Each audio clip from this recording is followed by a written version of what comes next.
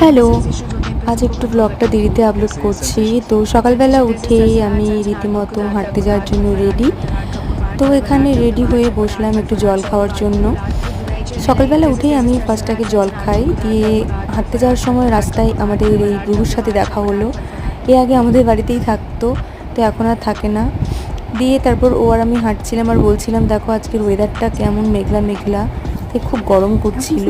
দিয়ে দেখলাম দেখো রাস্তাটার এই ফুলটা হয়েছে, কি ফুলের নাম জানো এটা? কেউ প্লিজ বলবে।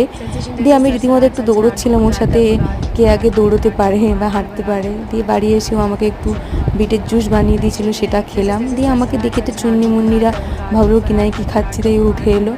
দিয়ে আমি এখানে বিট জুসটা খেয়ে রান্নাবান্নার কাজ শুরু করলাম, কারণ ডিউটি যাওয়ার টাইম, এক তো মানডে, তো ডিউটি ছিল আমার। তো রান্না করলাম, দিয়ে স্নান করে খেতে বসলাম। আর সেই ক্লিপটা নেওয়া হয়নি। তো ডিউটিতে এসেই বাচ্চাটার সাথে